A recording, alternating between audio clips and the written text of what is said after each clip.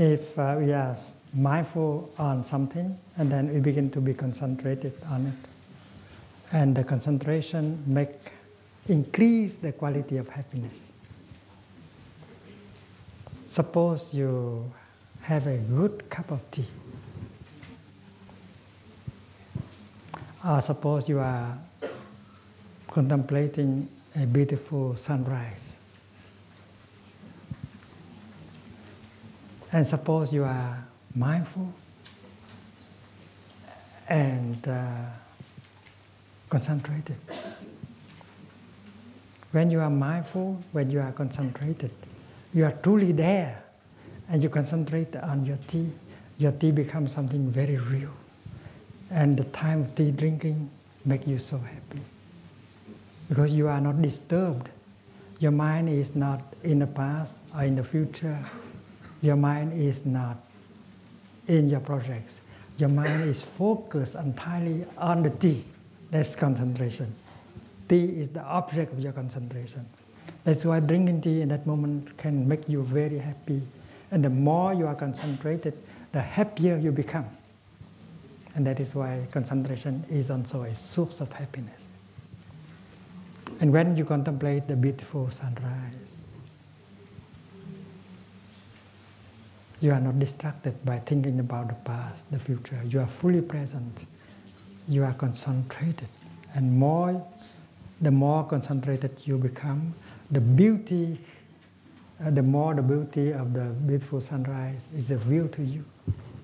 So concentration is a source of happiness. And we used to think of money as a source of happiness. We used to think of power as a source of happiness. But we forget that we have many true sources of happiness in us that we don't know how to use. Insight, understanding, insight. When you get insight, you can be very happy because insight always liberates you. If you are inhabited by fear, you cannot be happy. You cannot be joyful. If you are inhabited by worries or desire, craving, you are not peaceful. You cannot be happy. But when you get insight, fear is removed, craving is removed, you are free, and true happiness comes to you through joy. And that is why the practice of meditation, releasing mindfulness, concentration, and insight, is the practice that can bring joy and happiness. And that is the practice of love. The practice of releasing is the practice of love. The practice of mindfulness is the practice of love. True love.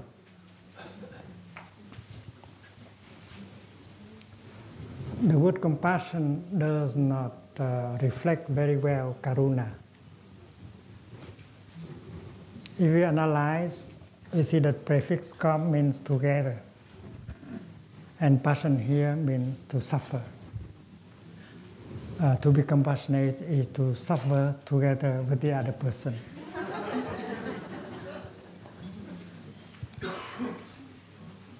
But karuna does not mean that you have to suffer. Karuna means the capacity of relieving the suffering. And maybe the opposite. Relieving the suffering in you, relieving the suffering in the other person. And you have to got that kind of capacity, the power to relieve compassion. If you don't know the practice of mindful breathing, if you don't know the practice of holding tenderly your pain and your sorrow, if you don't know how to look deeply into the nature of suffering, And then you cannot transform, you cannot bring a relief. And if you do, you don't have to suffer. And you don't have to suffer with him or with her. In fact, you and her, both of you are practicing in order to remove and transform the suffering.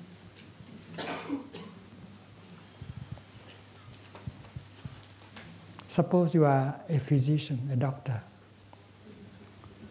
and a doctor should have compassion. Hopefully.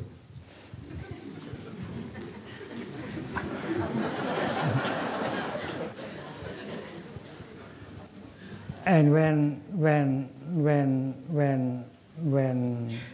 a patient comes and complaining of the pain, of the fear, and even if you are a good doctor, do you have to suffer with that person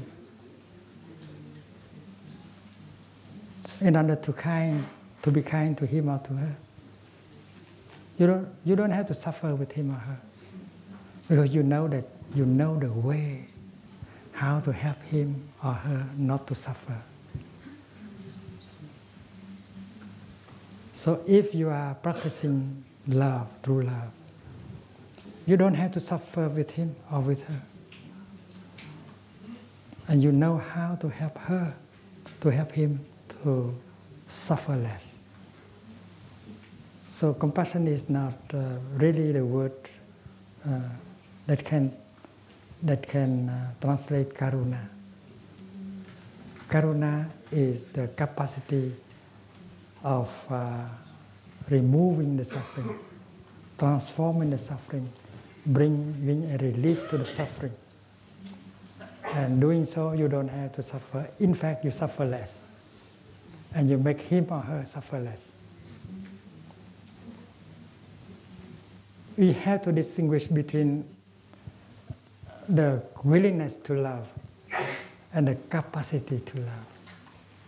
You might be motivated by the willingness to love. But the more you love, the more you make him or her suffer. So the willingness to love is not love yet. And many fathers love their sons and daughters. And they impose on their sons and daughters a lot of things, and they make their children suffer very much in the name of love. Because they are not capable of understanding their sons and their daughters. And unable to understand the suffering and the difficulties of your children, the more you love them, the more you destroy them. And that is why you have to ask yourself the question as whether you are really loving them. To love means to have the time to look deeply, to understand the suffering, the anguish, the difficulties. And when understanding is there, love will be true love. What you say, what you will do for him, for her, is true love.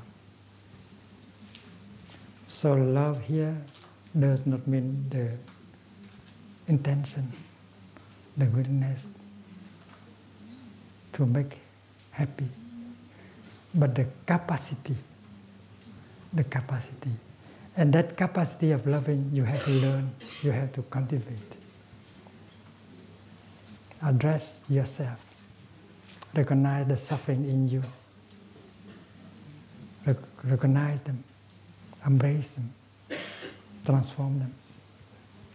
And you are loving yourself. And based on that experience, you are going to succeed in helping another person to do the same. Recognizing the suffering, transform the suffering, and then bringing a feeling of joy and happiness. All these things are very concrete, not just talking.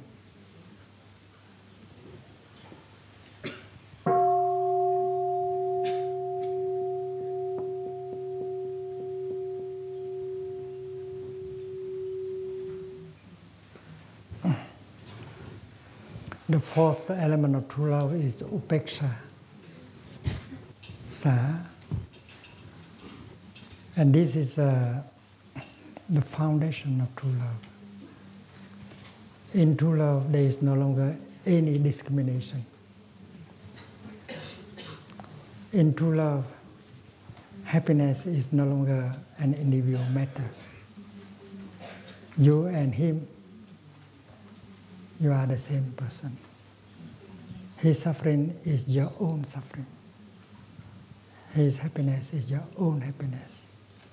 Your joy is his joy.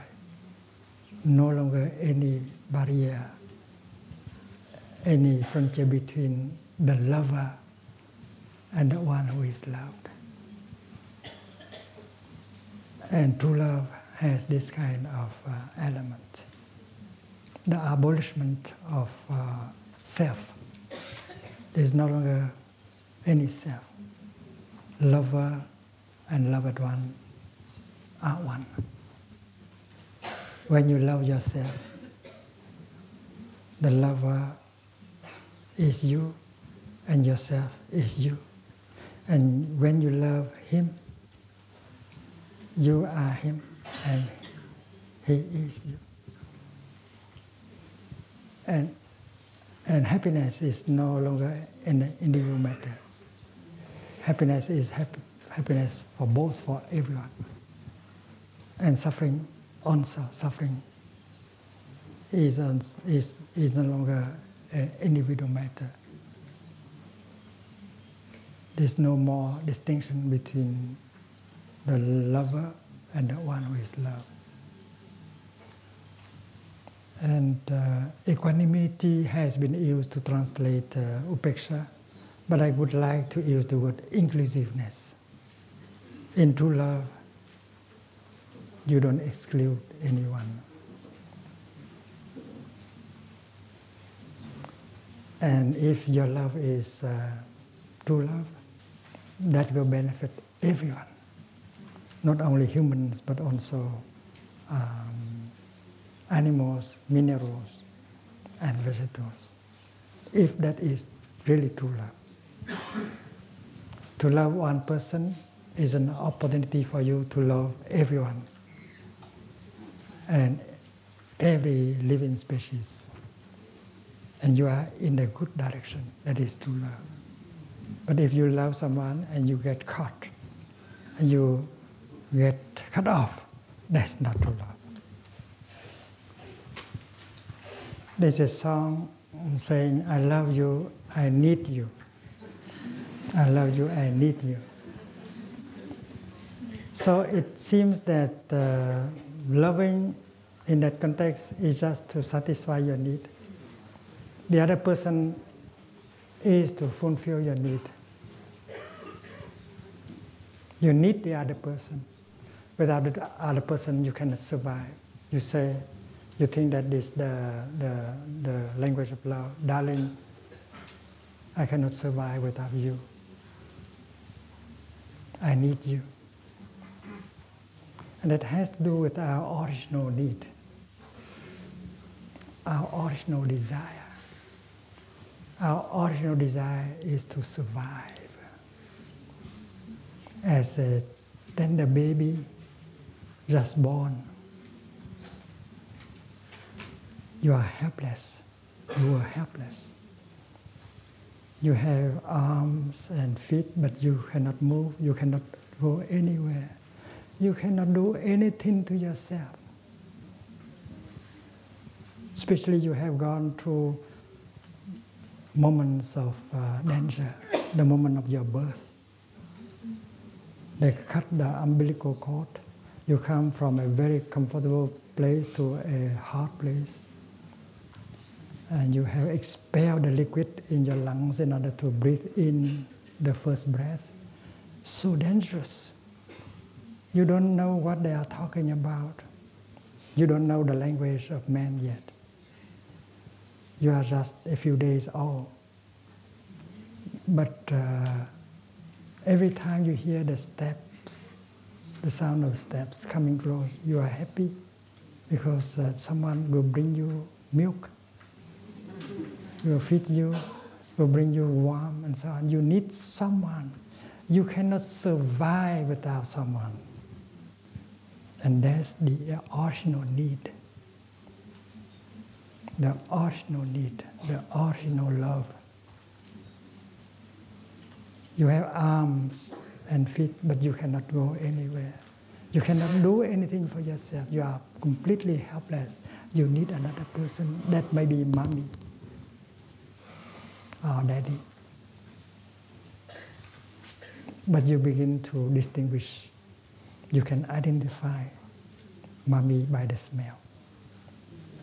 You can recognize the sound of her steps. And you are lying there hoping to hear that step, that sound of the step. That's your hope. And when you are close to your mommy, the smell of that person is so familiar. You fall in love with that smell. You fall in love with that sound. And you fall in love with that shape, that face. That's the first, the original love. And that love is born from your need. Your need. So when I say, I love you, I need you, that's very natural.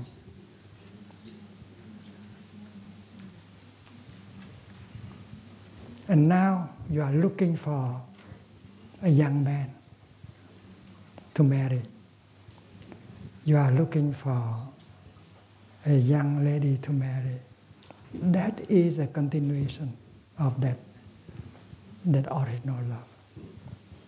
Still the belief, that belief is still alive. Without someone else, I cannot survive.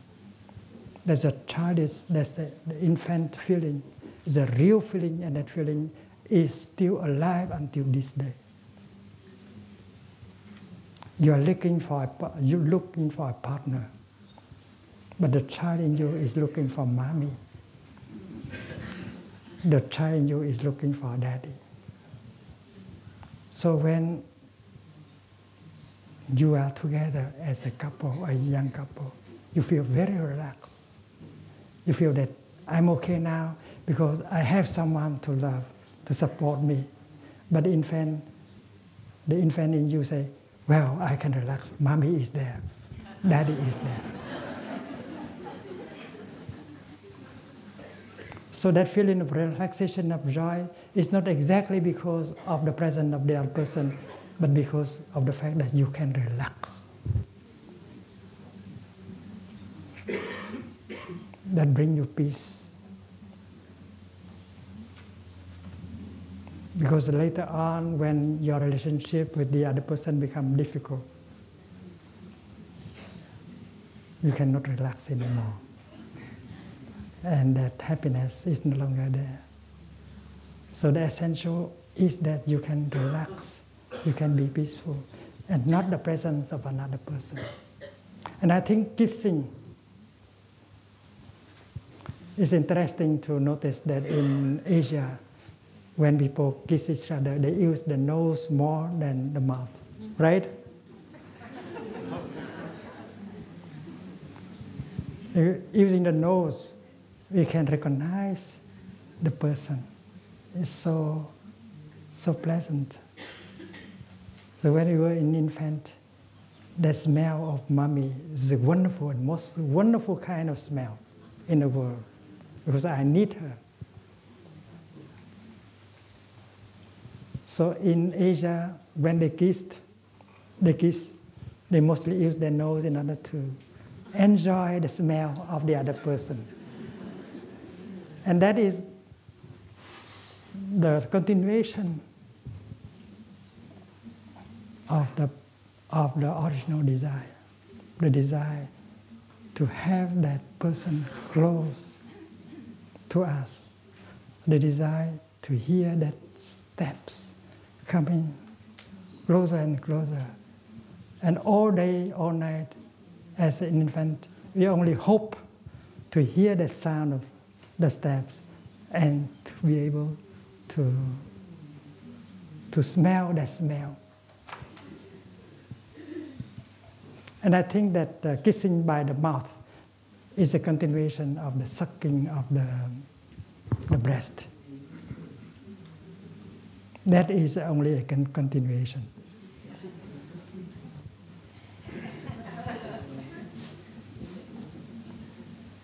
But Westerners don't use, I don't know, the nose as much as the Asian people.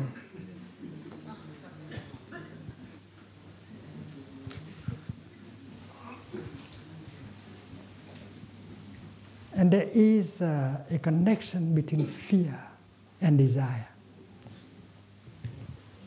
In fact, fear and desire are just one thing.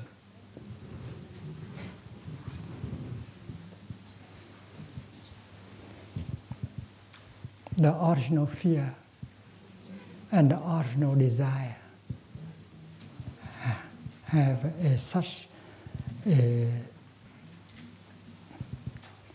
leave such a mark in our life. We know that the original fear is that no one will be there to take care of us.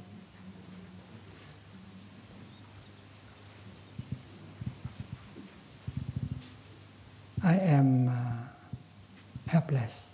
I have no means to take care of myself. I am vulnerable. I need someone, otherwise I will die. That is the feeling of the infant. And that continues to survive until today. We are fearful, you continue to worry. If today, as an adult, you continue to be fearful, to feel insecure, not safe, you continue to worry, that is the continuation of the original fear. And together with that fear, there is a desire to have someone that will take care of us, take care of me, someone that can assure my well-being, that can assure my survival. So today, as an adult, when we love someone, look deeply into that nature of love. We continue that kind of desire to have someone so that we can feel safe. And that is only the desire. But true love is not like that. True love can be generated from within. And with true love, you can feel complete in yourself. You don't need something outside. And true love is made with 4 elements that we just discussed about. True love is like the sun. It's like a lamp shining. The lamp has kerosene. The lamp has light. The lamp is sufficient by itself, so it offers light. And it offers light for everyone. It does not say that, no, I only want to offer light to this person.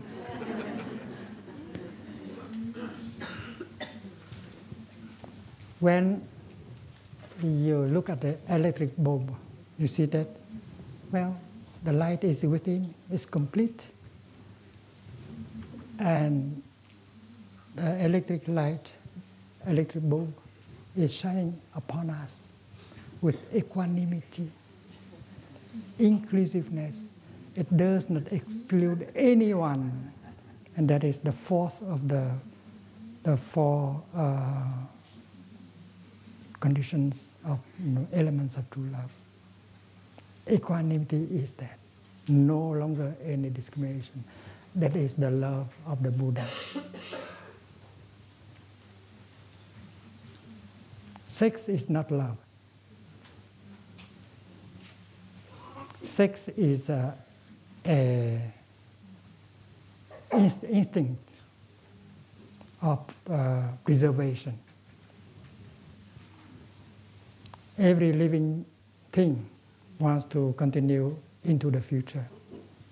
Not only humans, but also animals. They want to continue into the future. And also the vegetable world, the plants, they produce seeds in order to continue them into the future. So having the desire to self-reproduce is a very natural thing. And love is another thing. Love is not sex. Sex is a means to reproduce, to continue. That is something natural with man, with animals, and we should not mix them up.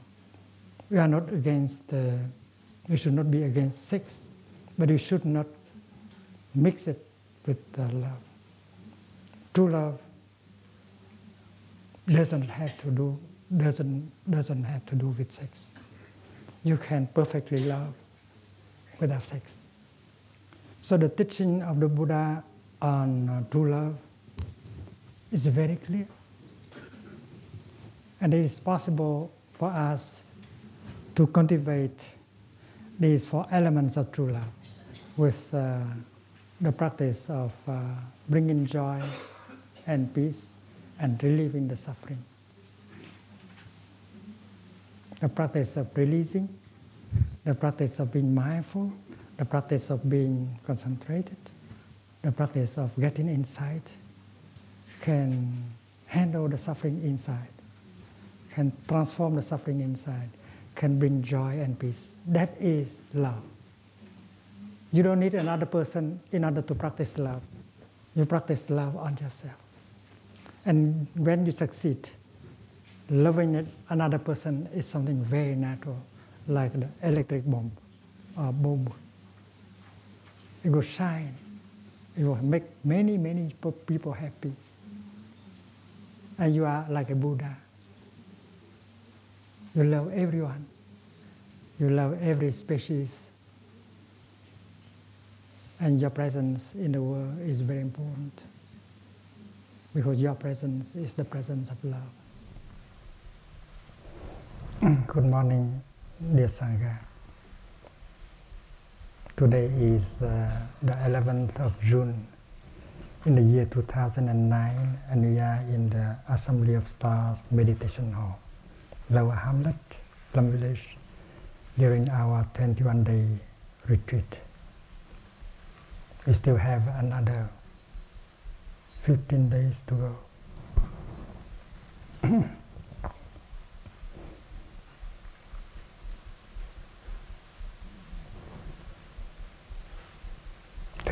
Ten.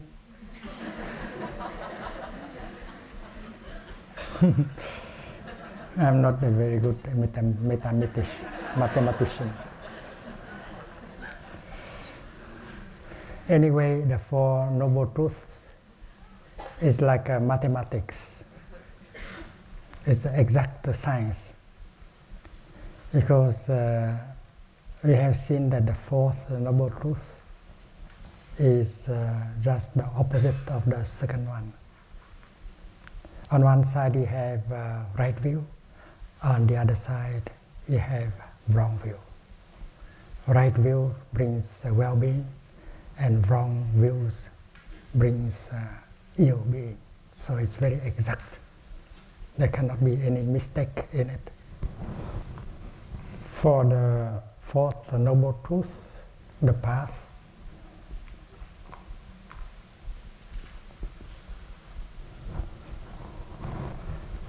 we have right view,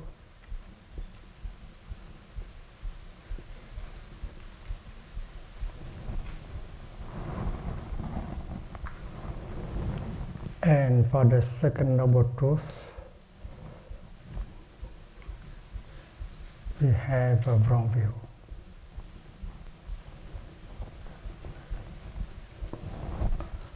Wrong view bring about ill-being.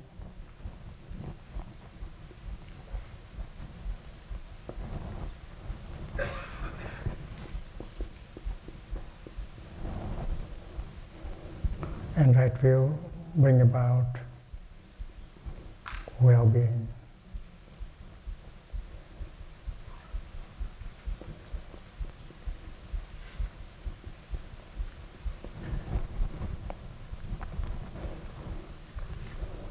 And we have examined right thinking. And we know that right thinking brings well-being. As soon as you produce a thought of reconciliation, compassion, understanding, non-discrimination,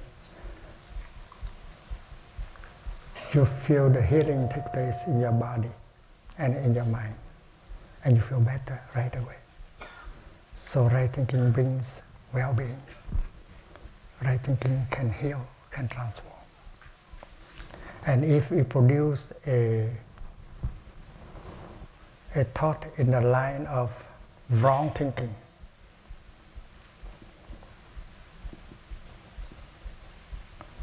a thought that is full of hate, anger, despair, that destroy your health, that destroy your harmony, that make you suffer. So it brings ill-being right away. And it also brings ill-being to the world.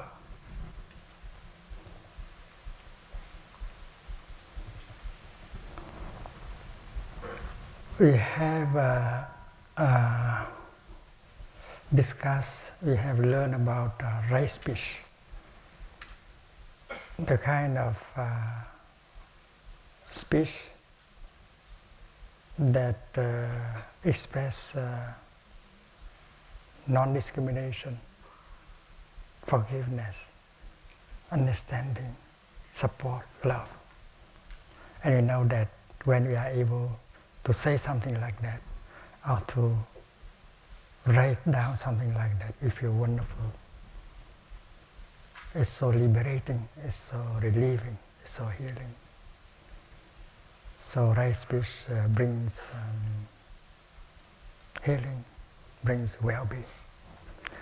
And anything that we say that has poisons, discrimination and hate, and the will to punish, will make us suffer and will make others suffer. It will cause ill-being, wrong speech. And we know that as a good practitioner, he can always produce right speech, say something that can heal, that can reconcile. A father can do that, a son can do that, a mother can do that, a daughter can do that, a politician can do that, a teacher can do that. Every one of us can do that. And today, we can do it today. We can send an email practicing right speech, and we can relieve the suffering inside and the suffering in that person right away. Why wait? We have discussed about right action. Right action, the kind of action that brings relief, that can support, that can protect, that can save the lives of people, animals, plants, and minerals, that can help protect the environment, that can reverse the process of global warming. So right action is possible in the here and the now. And we can consume in mindfulness, because the consuming in mindfulness is right action. So right action brings well-being.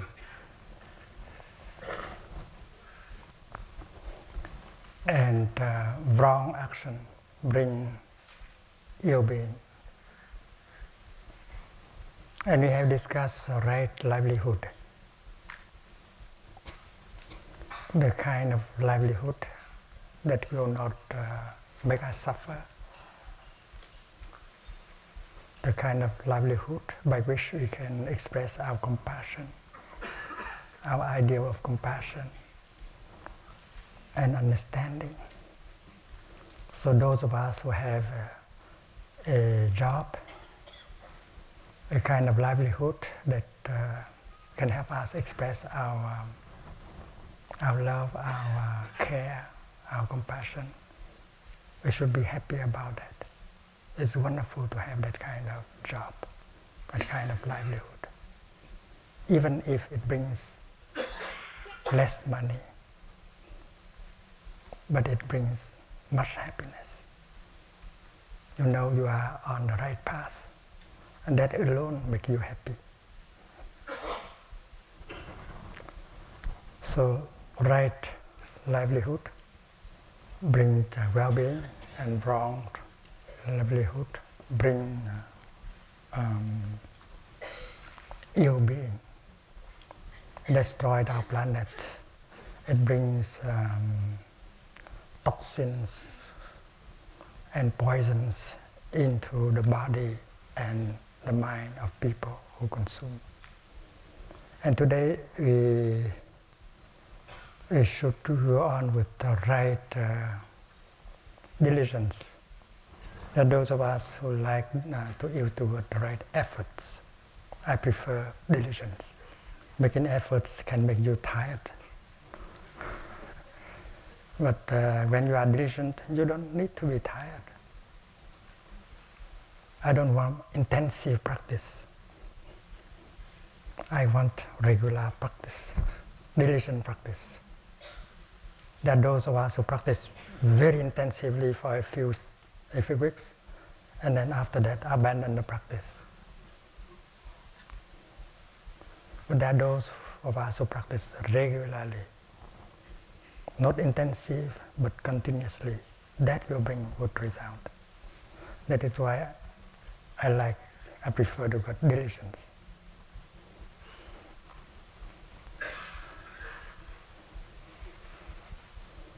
But if you continue to do it because you like it, why do you continue to do that? Because I like it.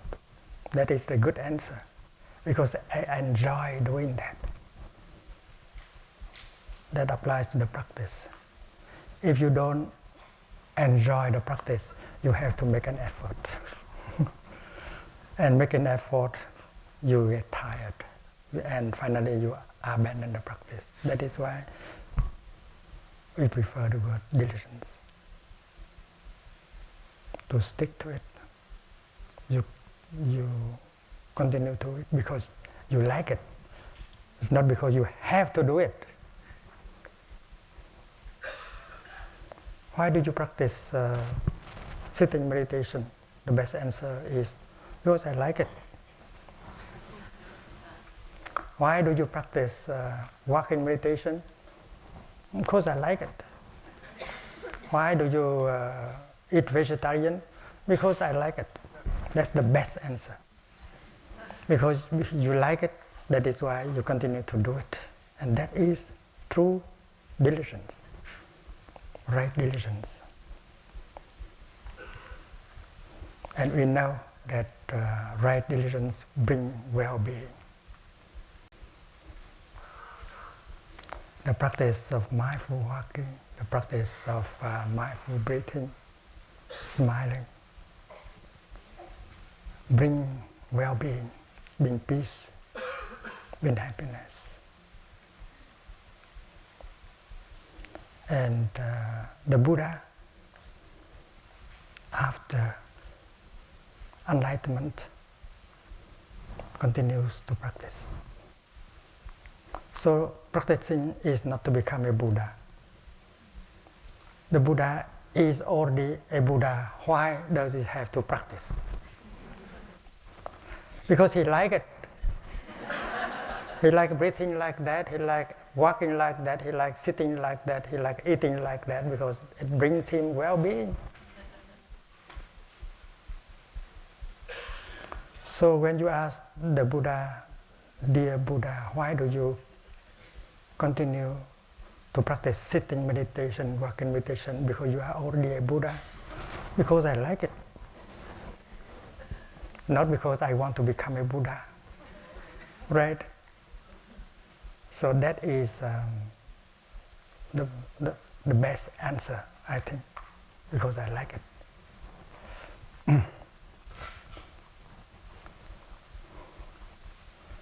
But there are those of us who do not practice right diligence.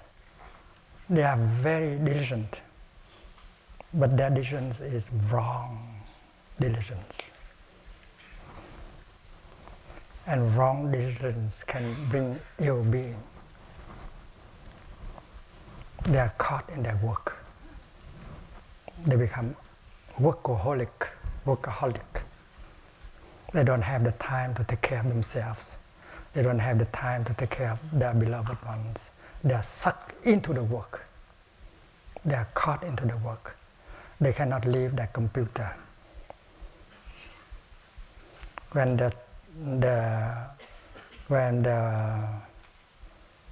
the young boy come and ask them to go and play with him in the backyard, he said no, because he's stick to a computer.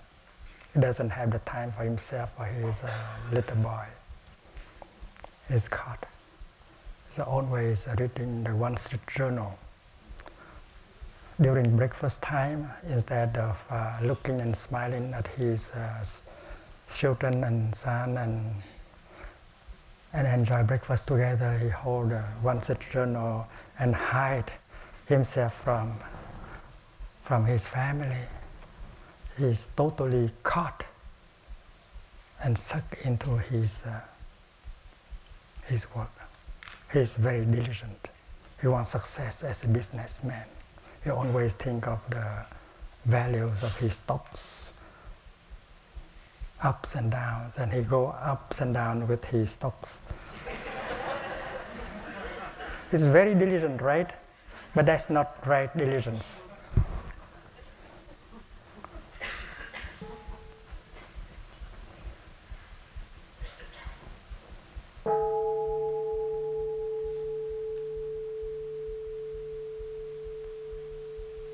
He's working so hard.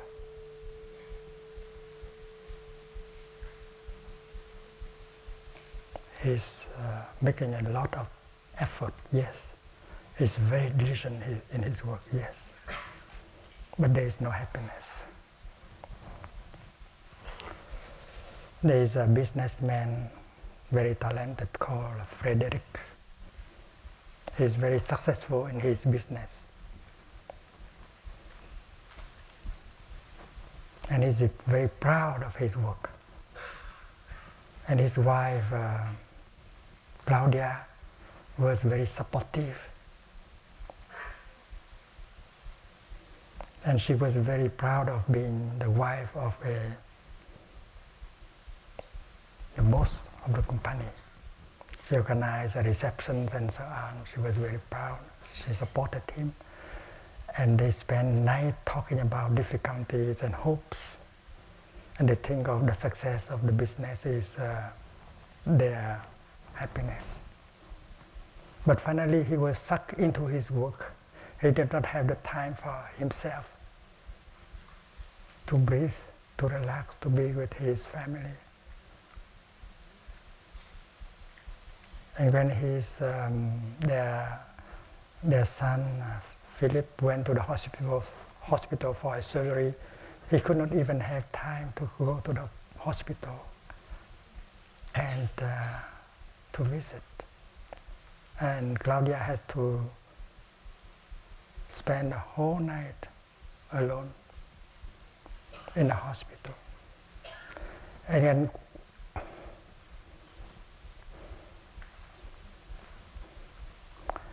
when Claudia had to go for a surgery, he did not have the time to go to the hospital either. He was totally caught in his work, his willingness, his desire to succeed. He devoted all his time and energy hoping to develop, to grow more in his enterprise. And there were nights when Claudia was crying, and she complained to him that she suffered.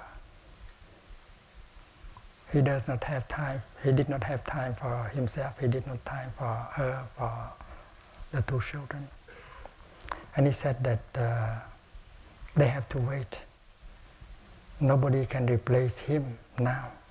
But hopefully in the near future, someone will replace him, and then he would have time more to enjoy being with his wife and children.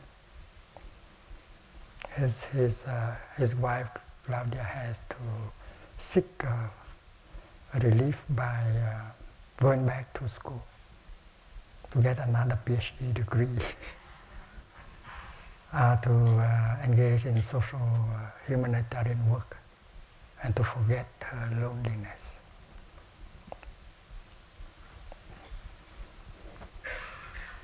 At the age of 50, Frederick got into a car accident and died. At the age of 50 only. And the company replaced him in just 3 days. In 3 days they got another person to replace him. Before that, he said no one can replace him. So Claudia came to one of our retreats here in Plumvillage. And she told a story, a true story.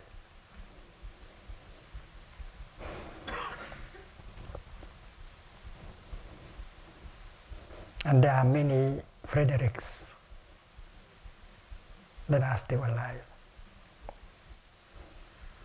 And there are many Claudia that are still alive, and they find themselves in the very same situation. We want more and more and more and more success and power.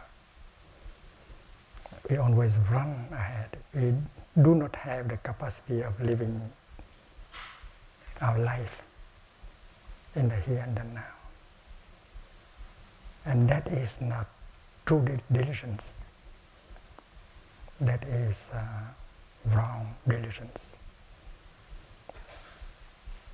And true diligence in the Buddhist teaching should be understood in that light.